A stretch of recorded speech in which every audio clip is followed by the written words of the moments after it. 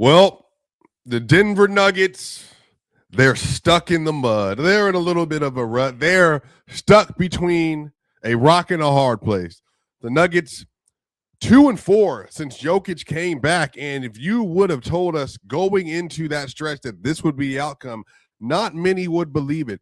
But what's funny enough, there's a lot of data, there's a lot of numbers and stuff to talk about why this stretch has been what it's been. But maybe one of the most important things to talk about here beyond the numbers is this team is simply lacking synergy and connectivity. There have been 20 different starting lineups this year. I think David Adelman has been pressing a lot of buttons very well this year, but this last stretch has been rough. Some players are performing, some players are not performing, some players are getting back. There's so much to get into, y'all. We're going to take our time and dive really right into what happened last night and the last 6 games. Talk about it all right here at Locked On Nuggets.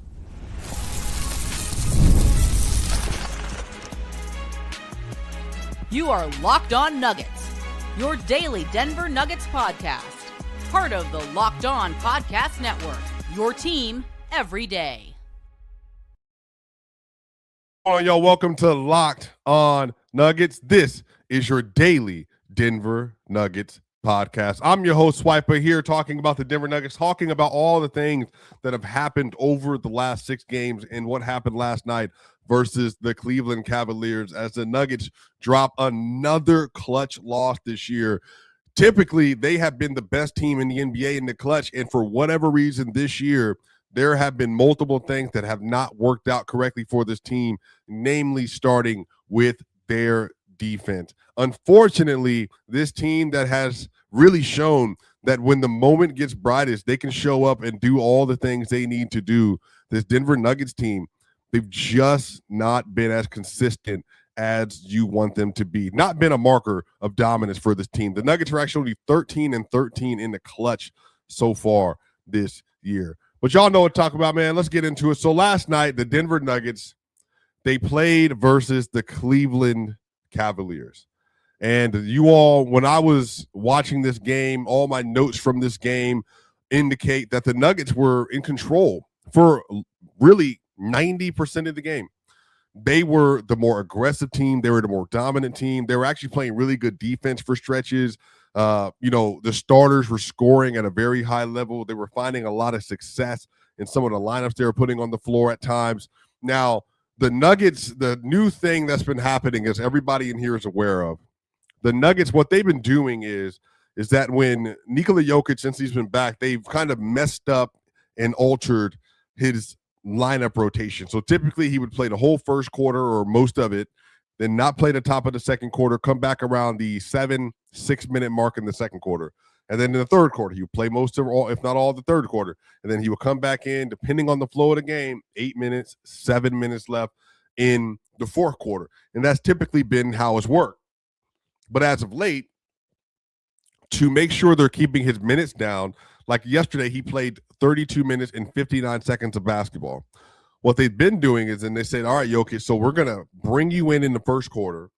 We're going to play you till about really the 4-3 minute mark in the first, and then we're going to take you out. But then what we're going to do is in the second quarter, we're going to put you in with the start of the second quarter, take you out with about 6 minutes left in the second quarter, and then let Jonas Valanciunas get about 3 or 4 minutes, and then bring you in with 3 minutes, 3.5 minutes left. And so they've been doing that. And yesterday, funny enough, y'all, the Nuggets, in both of the stagger minutes where they brought Jokic into the game with the opportunity to start the second quarter and fourth quarter, the Nuggets actually went on like some really, really good runs. The Nuggets got an 11-point lead at the top of the second quarter with the lineup of Jokic in the game. And in that rotation, it was Nikola Jokic, Cam Johnson. Read this actually. It was Bruce Brown, Cam Johnson, Tim Hardaway Jr., Julian Strawther, and Nikola Jokic. Jokic gets a block at the top of the second quarter. Tim Hardaway Jr. gets a three-pointer, I think, off of one of the Jokic skip pass where he does his no-look from the nail. Julian Strawther, full court transition. He gets the rebound, runs up the floor, gets a great finish, and then Cam Johnson gets a steal. And all of a sudden, it's a 7-0 Denver Nuggets run and they lead the Cavaliers by 11. So then what happens is there's a bad pass by Cam. There is a THG, a Tim Hardaway Jr. gets a 3. Jokic gets a steal. Cam Johnson gets a 3. And then Murray goes up into the game up 7, and Jokic goes out up 7. And then Valanciunas comes into the game. And what you see is like there's so much ebbing and flowing with these lineups is that it's really hard for everybody to get a little bit of a rhythm.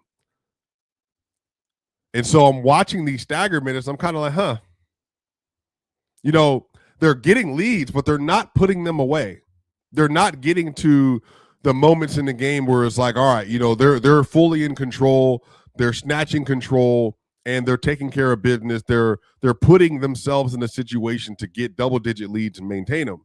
Like I said, they got an 11-point lead, but then they go into the half, 59-54. Bruce Brown was a plus 15 in the first half. Jamal Murray, I think he was a plus 5. Jokic was a plus 7. It was 6, 8, and 7, and 1 and 1. Cam Johnson had 10 points in the first half. He was a plus 4. Julian Strawther had 15 points. It looked like, all right, you know, the Nuggets are only shooting 7 of 24 from 3 in the first half. But hey, they're eventually going to get some of those shots to start falling, and then we can start having a different discussion. But all in all, hey, the Nuggets are in control. They're taking care of business. First half, they don't shoot super well from 3, but hey, they're going to get hot. They're going to be able to find some of these shots in the second half. And then the second half comes around, y'all. They went 6 of 16 from 3 for 37.5%, but that's still below how they've been shooting all year. And then in the second half of this game, Nikola Jokic scores 16 points. He has 6 rebounds. He has 4 assists, but they're a minus 9 in those minutes. Christian Brown goes for 13 points. They're a minus 12 in those minutes. Jamal Murray, 11 points, 5 rebounds and 3 assists, a minus 9 in those minutes. And then Cam Johnson doesn't score at all in the second half. But that's a thing we'll get to on the other side here with David Adelman. I did not like the way David Adelman was using Jokic's stagger and Cam Johnson's stagger in particular. Because Cam Johnson, he went out like in the fourth, where it was like he was out for such a long time that like he was completely cold and the game had already completely gotten out of whack. Where at first it was very winnable, but then they put themselves in a situation where it was like, all right, you know, it just didn't make any sense. Like, and then on top of that, if you look at Julian Strawther, who had a phenomenal game yesterday, Julian Strawther, he played up until the 5th minute mark in the 4th quarter and didn't play the rest of the game. So we're going to get to that on the other side. But there are some things that I was noting in this game, just watching it, where it was just like, I wonder why Adelman is making some of these decisions with the rotation. And then what happens is in the third quarter, they mostly take care of business, but then there's a 92-87 lead after the third quarter. Jokic is 13-11, 9-2-1. Murray was 17-5 and 10. I think he had 10 assists in 3 quarters. He was a plus 5. So they're winning the minutes with Jokic and Murray. And Julian Strawther had 19 points through 3 quarters. Again, the Nuggets were 10-29 through 3 quarters. So Jokic had 6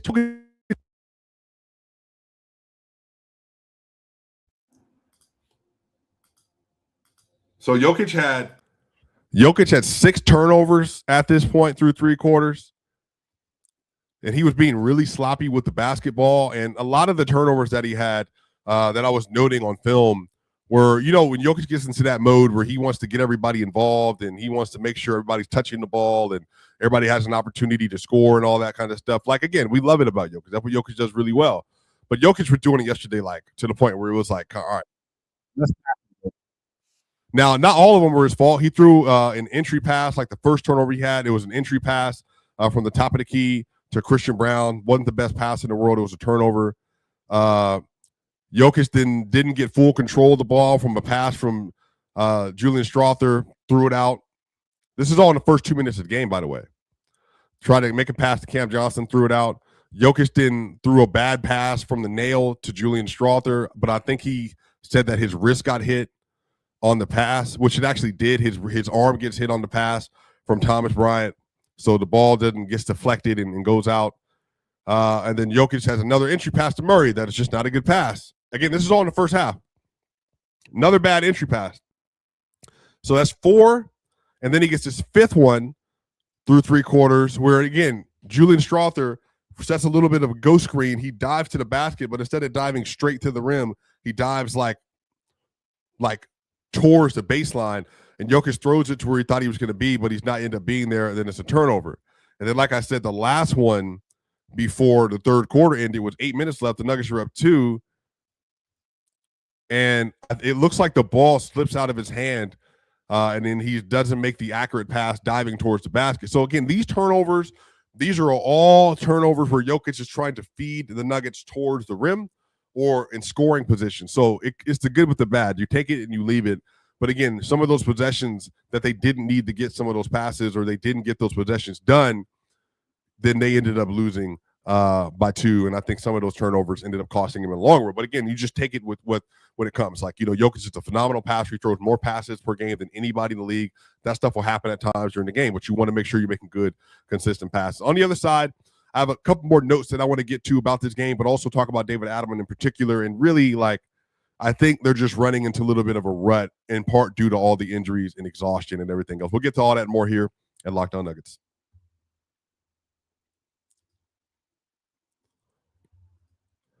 Hiring isn't just about finding someone willing to take the job. It's about finding the right person with the right background who can actually help your business move forward. And if you want candidates who match what you're looking for, Indeed Sponsored Jobs is the move. Because instead of hoping the right person stumbles across your post, Indeed helps you match with quality candidates by boosting your job listing to the people who fit your specific criteria, like skills, certifications, and location. If I were hiring, I wouldn't just want someone who can help. I'd want someone with real experience who can jump right in. That's what I like about Indeed. You can get specific and target exactly what you need. And here's a stat that says it all. In the minute that I've been talking to you, companies like yours have made 27 hires on Indeed, according to Indeed data worldwide.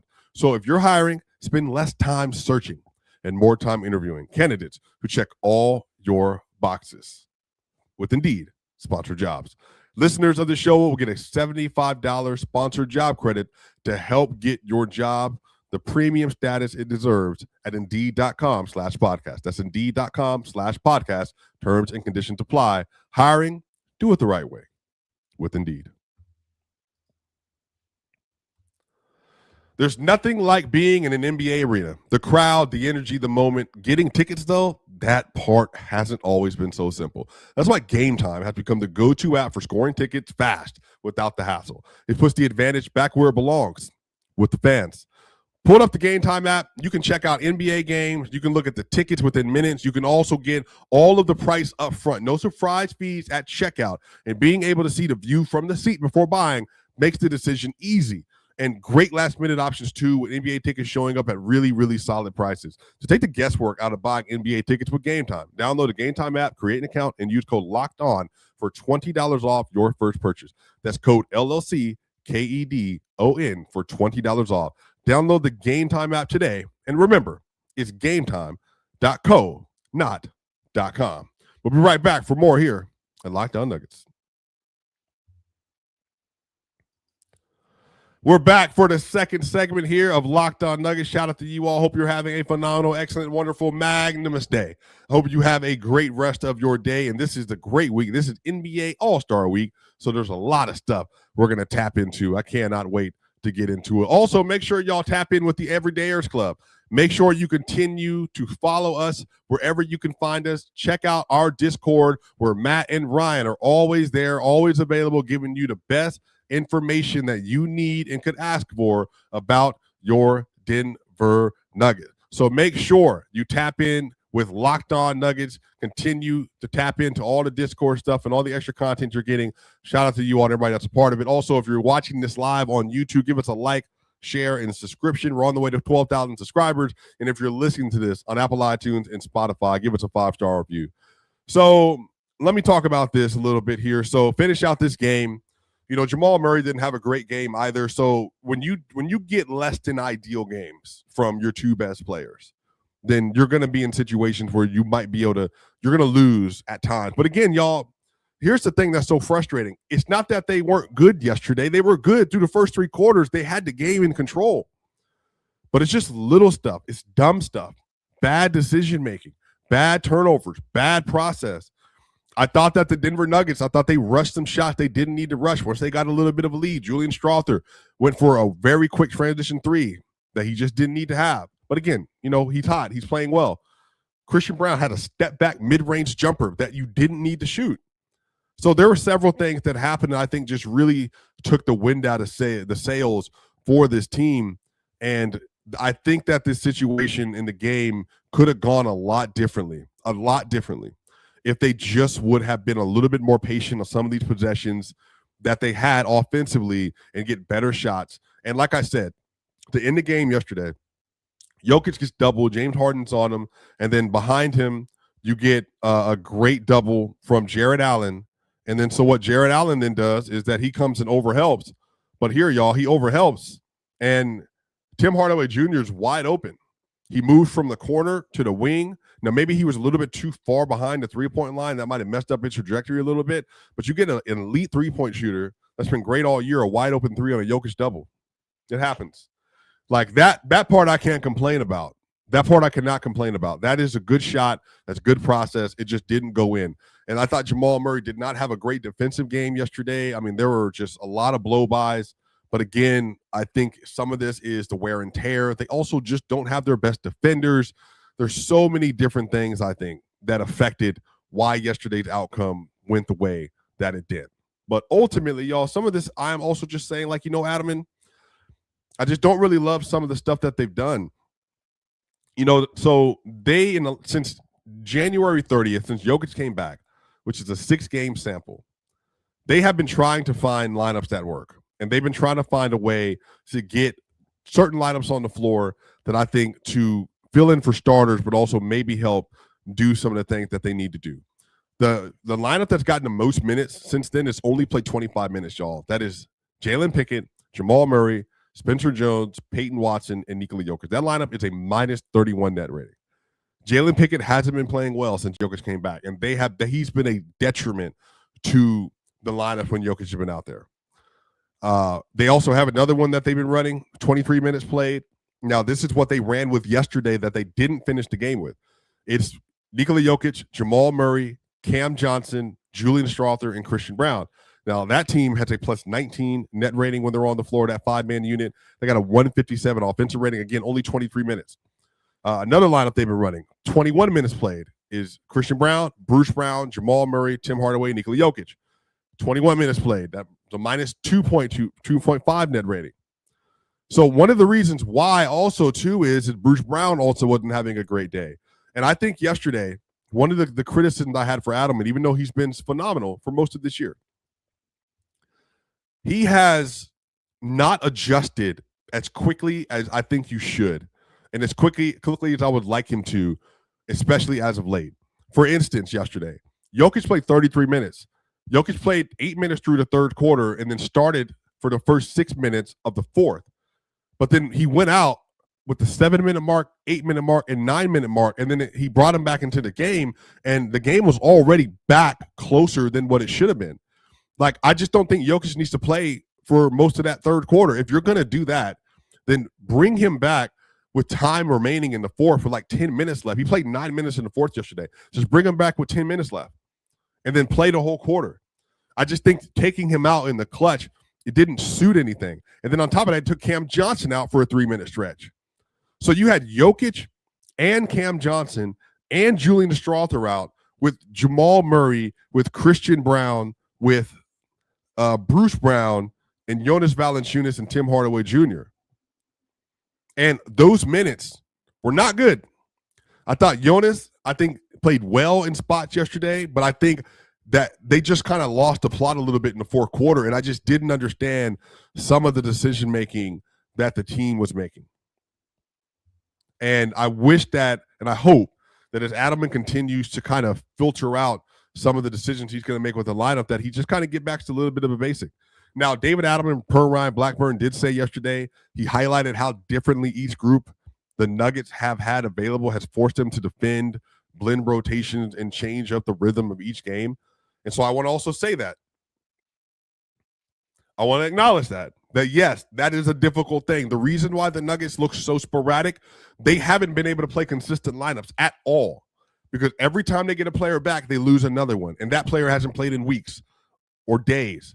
And every time they feel like they're getting back towards being whole, they somehow fall apart again. But as Grace said in the comments I see here, Grace, if she's watching the show, I have also complained about this. The fact that Zeke Naji hasn't played in several games since Jokic has been back doesn't make any sense. You need size. You need rebounding. You need athleticism. You need defense. So why would Zeke not be on the floor? Deron Holmes, you don't have any force. Right now, you all, what David Adelman has been doing is when I read out the fourth quarter lineup yesterday was Jokic, Strother, Cam Johnson, Tim Hardaway Jr., and Jalen Pickett. Jalen Pickett isn't playing well. But on top of that, the Nuggets going so small, where now even when Jokic goes out, they're running Valanciunas with like Tim Hardaway and Bruce Brown at the 4 and the 3. To me, that just doesn't make a lot of sense. I just don't think that needs to be the strategy. You have Deron Holmes. You have Zeke Naji. Even if you don't think that these are the best bets for offensive reasons or whatever, you need players that can play defense, that can rebound, that can rotate. For instance, yesterday, they were getting caught in the pick and roll a lot because they're not able to play at the level to the degree that they can because they don't have all their POA defenders. And then on top of that, they don't have the backline defenders to be able to rotate behind the defense. So it's just several different things that I think that are not helping the situation either for Denver. But we'll talk about more of that on the other side. I want to make sure I get this ad break in here, you all. We'll be back for the third segment here at Locked On Nuggets.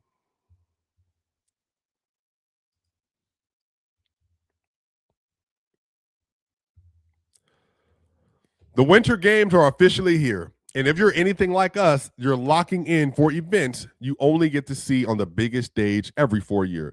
And that's why I'm following the winter games on FanDuel. It just makes sense.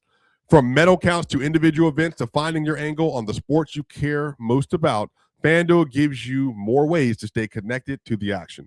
The drama of curling matches that start slow and somehow get intense fast, speed skating races decided by inches, hockey games that feel different right from the opening face-off.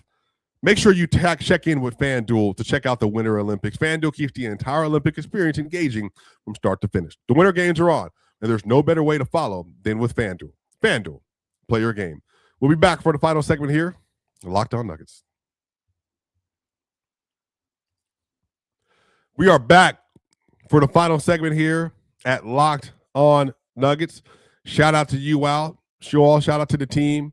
Shout out to everybody that's here. Shout out to everybody that's listening and watching. Shout out to all the trolls and everything in the chat. Again, Denver Nuggets, for all the fans out there, I will say I understand why you're frustrated. You should be frustrated.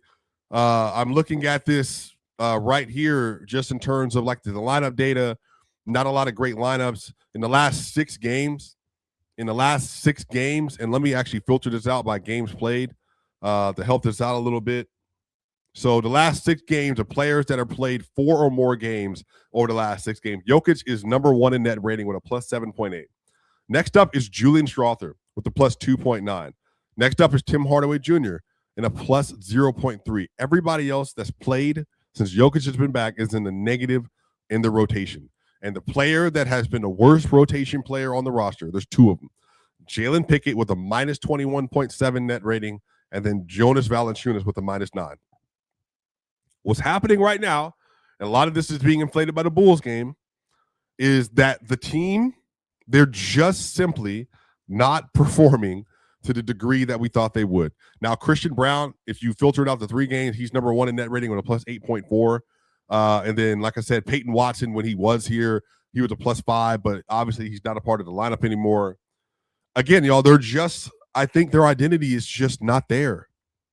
They 20 different starting lineups, brand new rotations, brand new lineup configurations, putting Julian Strother at the 4 for some reason, putting Bruce Brown at the 4 again for some reason, playing Tim Hardaway Jr., Jalen Pickett, Julian Strother, Brown with Jokic, Valanciunas not having his best stint defensively, especially, and just the movement stuff, some of the decision-making stuff. Jokic in the turnovers, I think getting fully back integrated into how the team is supposed to be playing. Jamal Murray not being as impactful as of late. I think a lot of this is tied to the just chaos of the lineups, the chaos of everything they've gone through with all the injuries. And I think players are just a little bit exhausted. They are. And I know that's not what people want to hear, but I genuinely think that's what's happening with this team right now. I just think everybody is just trying to find their way. And I think everybody is just, they're definitely fed up.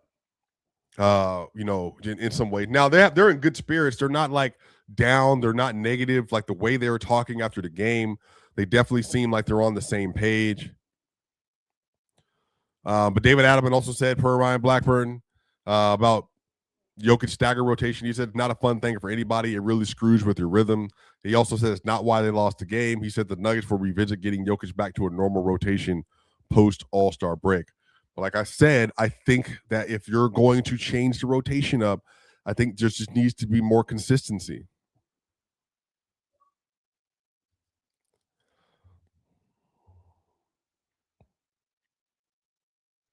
So it's a lot of stuff that's happening right now. I think for Nuggets fans in particular, as you're watching this, y'all, they play versus the Grizzlies tomorrow again at home. They've not been a great home team this year, which is crazy given how this team has been historically. But they play the Grizzlies. They should win that game. You go into the All-Star break, you're 35-20, and then you got 27 games left to see if you can just get, where you want to be. See if you can get back to the top 2 in the conference. If that's what you want, get all your guys back, get your health back, because once they get back, they go on a 3-game road trip after the All-Star break. They got to go to the Clippers, they got to go to Portland, and then they got Golden State, and then they got Boston, and then they got Oklahoma again. So 4 of the 5 games right after the break are going to be on the road, and then they got to play Minnesota at home. Then they go on the road again to Utah.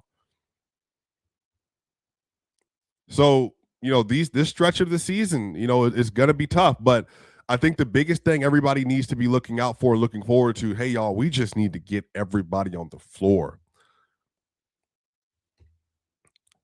And I think everybody just they have to be in a situation now where everybody's just kind of buying in to where the team is right now.